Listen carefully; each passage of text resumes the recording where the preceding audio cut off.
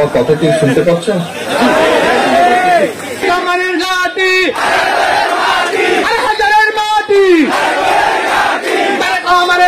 বসে আছেন আপনাদের পছন্দ এবং ভালোবাসার নেতা, এদেশের মানুষের আস্থার প্রতীক, এদেশের বীর দেশনায়ক তারেক রহমান, বিএনপির অ্যাক্টিং চেয়ারপারসন দেশনায়ক তারেক রহমান। ধন্যবাদ আজাদ। আমার কথা শুনতে পাচ্ছ? আজাদ, আমার কথাটি শুনতে পাচ্ছ? বিসমিল্লাহির রহমানির রহিম। আড়াইহাজার থানা বিএনপি কর্তৃক আয়োজিত আজকের এই ইফতার মাহফিল অনুষ্ঠানের সম্মানিত সভাপতি জনাব ইউসুফ আলী ভূঁইয়া, মঞ্চে উপস্থিত আমার স্নেহের ছোট ভাই নজরুল ইসলাম আজাদ, উপস্থিত বিভাগীয় সংগঠন সম্পাদক আব্দুল সালাম আজাদ, বেনজির আহমেদ টিটো সহ সাইদুল আলম বাবলু সহ উপস্থিত নেতৃবৃন্দ, থানা এবং পৌর পর্যায়ে উপস্থিত নেতৃবৃন্দ এবং আমার সামনে উপস্থিত বিএনপি সহ থানা বিএনপি, পৌর বিএনপি সহ বিভিন্ন অঙ্গ সহযোগী সংগঠনের ভাই ও বোনেরা, আসসালামু আলাইকুম। আজকে এই যে আমাদের সামনে কতগুলো মানুষ আজকে বসে আছে, যাদের গলায় আমরা ফুল দিয়েছি, ফুলের মালা, একজন মানুষের পরিবার, একজন শহীদের পরিবারকে আমরা দেখলাম, মাহবুব, যুবদলের মাহবুব, তার পরিবারকেও আমরা দেখলাম। তো ভাই বোনেরা, এই যে মানুষগুলোকে আজকে আমরা এখানে ফুলের মালা দিয়ে সম্বোধনা জানাচ্ছি, আমরা যে শহীদ পরিবার মাহবুবের পরিবারকে দেখলাম, এই মানুষগুলোকে কেন আমরা ফুলের মালা দিলাম, বা এই যে শহীদ পরিবার মাহবুব, এই মাহবুব আমাদের সাথে একদিন ছিল, আজ সে শহীদ নেই আমাদের কাছে। কেন নেই আজকে আমাদের কাছে? কথা একটাই, কারণ একটাই, সেটি হচ্ছে দুর্ভাগ্যজনকভাবে আজকে বাংলাদেশের মানুষ আজকে ডাকাত বা খুনির খপ্পরে পড়েছে, এবং খুনির খপ্পরে পড়েছে। এই ডাকাত বা এই খুনি, এর নাম হচ্ছে আওয়ামী লীগ। ডাকাত দলের সর্দার, এই খুনি দলের সর্দার হচ্ছে শেখ হাসিনা। এই যে মানুষগুলো যাদেরকে আমরা ফুলের মালা দিয়েছি, এই মানুষগুলো কদিন আগে জেলে ছিল। শুধু এই ২৫০০ থানা, সারা নারায়ণগঞ্জ জেলার মধ্যে বহু আমাদের সহকর্মী আছে, হাজার হাজার, সারা বাংলাদেশে হাজার হাজার আমাদের সহকর্মী আছে। এখনো কিছু মানুষ রয়ে গিয়েছে জেলের মধ্যে, কিছু বের হয়েছে, কিছু এখনো রয়ে গিয়েছে। এই যে মানুষগুলো যারা জেলে গিয়েছিল, অত্যাচার নির্যাতনের শিকার হয়েছে, লক্ষ লক্ষ মানুষ। আমি যদি জিজ্ঞেস করে দেখা যাবে এখানে বহু মানুষ আপনারা আছেন যারা হয়তো বিগত আন্দোলনের সময় জেলে ছিলেন না। এখন প্রিয় ভাই বোনেরা, ওই যে বললাম ডাকাতের কবলে পড়েছে দেশ, এই ডাকাত কি করেছে? এই ডাকাত জনগণের ভোট ডাকাতি করেছে।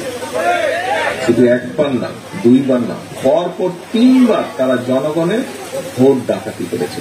এবং এই যে আমাদের ভাইয়েরা যারা গত কিছুদিন আগে জেলে ছিল, আজ বেরিয়ে এসেছে, এই ভাইগুলো, আমাদের এই সহকর্মীগুলো, এই যে মাহবুব যে শহীদ হয়েছে, যাকে হত্যা করা হয়েছে, এই মানুষগুলো এই ডাকাতির বিরুদ্ধে প্রতিবাদ জানিয়েছিল। তারা ডাকাতির বিরুদ্ধে ডাকাতিকে প্রতিরোধ করার চেষ্টা করেছিল। সারা বাংলাদেশে এরকম হাজার হাজার লক্ষ মানুষ আছে। কিন্তু আমরা কি দেখলাম?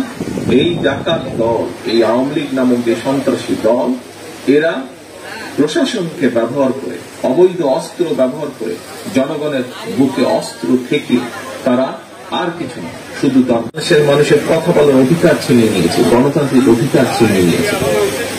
এরা তার পাশাপাশি বাংলাদেশের মানুষের অর্থ সম্পদ লুটপাট করছে। এদের একটি সংগঠন আছে, ছাত্র লীগ নামক একটি সন্ত্রাসী সংগঠন আছে।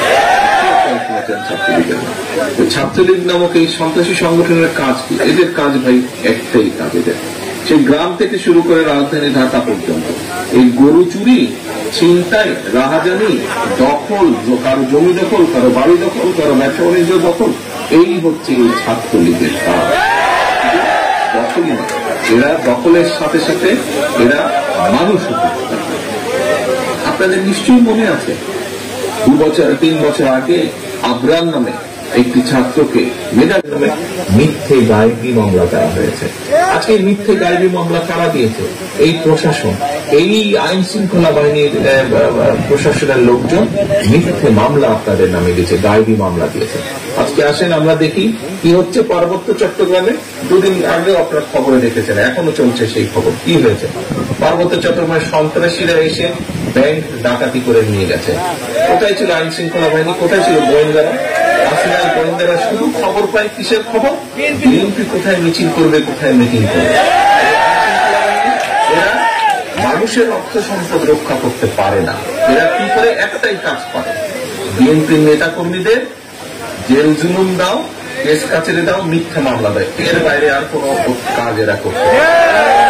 এদের কাজ একটাই, মানুষের অর্থ সম্পদ জানমালের নিরাপত্তা এরা দিতে পারে না।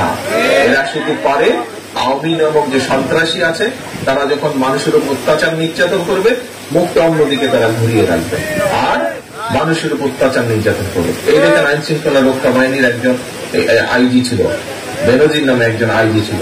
সে কিভাবে সে তাদের অর্থ মানুষের জমি জমা দখল করে, বনের জমি জমা দখল করে কিভাবে নিজের অর্থ সম্পদ সে গড়ে তুলেছে।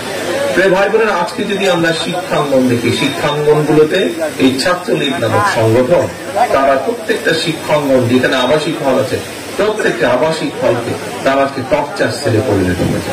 মানুষজনকে এখানে ধরে নিয়ে আসে, এখানে তাদের উপর অত্যাচার নির্যাতন করে, চাঁদাবাজি করে টর্চার সেলে পরিণত হয়েছে। আজকে যে সকল ঘরে মেয়ে আছে তাদেরকে বাবা মারা এই কলেজ ইউনিভার্সিটি পাঠাতে রীতিমতো নিরাপত্তাহীনতায় ভুগছে। তারা আজ নিরাপদ নাই। আজকে এই বিচার বিভাগ, এখানে ভাইরা আপনারা যারা সামনে বসে আছেন, আপনাদের সকলের কাছে আমার একটি প্রশ্ন। এই যে আওয়ামী লীগের আমলে, হাসিনার আমলে যে বিচার বিভাগ, আপনারা কি মনে করেন এই বিচার বিভাগ ন্যায় বিচার করার ক্ষমতা রাখে? আপনারা কি মনে করেন? বিচার বিভাগও ধ্বংস করে দিয়েছে। বিচার বিভাগ তৈরি সবাই হাত লাগছে না না। আজকে বিচার বিভাগকে এরা ধ্বংস করে দিয়েছে, প্রশাসনকে ধ্বংস করে দিয়েছে, মানুষের ভোট ব্যবস্থাকে ধ্বংস করে দিয়েছে, ভোটকে ডাকাতি করে নিয়ে গিয়েছে। দেখেন পত্রিকা খুলে আমরা কি দেখি? পত্রিকা খুলে আমরা দেখি আজকে এই ব্যাংকের লাল বাতি তুলেছে, কালকে ওই ব্যাংকের লাল বাতি তুলেছে। অর্থাৎ বাংলাদেশের ব্যাংকগুলো থেকে অর্থ সম্পদ লুটপাট করে এরা বিদেশে পাচার করে দিচ্ছে। আর কি হচ্ছে? আজকে এদের এই দুর্নীতির জন্য, এদের এই অবিচার, এদের এই অনাচারের জন্য আজকে কি হয়েছে? আজকে দেশের মানুষ কষ্টে আছে, দেশের মানুষ অভাবে আছে। বাজারে গেলে মানুষ ঠিকভাবে বাজার করতে পারে না। পত্রিকার খবর আমাদের কথা না, আমরা বিরোধী দলের নেতা কর্মী বলি আমরা যে এই কথা বলছি তা না, পত্রিকার খবর। কোটি কোটি মানুষ প্রতি মাসে ঋণ করে তাদের সংসার চালাচ্ছে। যারা এই বেলা কি খাবে, পরের বেলা কি খাবে, এর কোনো ঠিক নেই। এই হচ্ছে প্রিয় ভাই বোনেরা আজকে দেশের অবস্থা। আজকে দুদিন আগে খবরে দেখলাম যে চিকিৎসার অভাবে ওষুধ কিনতে না পেরে একজন রিক্সা চালক সে আত্মহত্যা করেছে। এই হচ্ছে আজকে দেশের অবস্থা। আজকে আমাদেরকে এই যে 7 তারিখে এই যে কথাগুলো আমি বললাম, এই কথাগুলো আমার কথা, এই কথাগুলো আজকে সমগ্র দেশে যারা এই দেশকে ভালোবাসে, যারা গণতন্ত্রকে ভালোবাসে, এই কথাগুলো হচ্ছে সাধারণ মানুষের কথা, এই কথাগুলো সমগ্র দেশের মানুষের কথা। প্রিয় ভাই বোনেরা, এই যে বিগত এই 7 তারিখে জানুয়ারি মাসে একটি প্রহসনের নির্বাচন হয়েছে। এখন আপনারা কি এখানে যারা আপনারা উপস্থিত আছেন, এই প্রহসনের নির্বাচনে কি নির্বাচন ভাই ক্যামেরাম্যান, আপনি যে ক্যামেরা দিয়ে চালাচ্ছেন, আপনি ক্যামেরাটাকে প্যান্ডেলের নিচে বরাবর ধরে রাখেন, তাহলে আমি সবাইকে দেখতে পাই।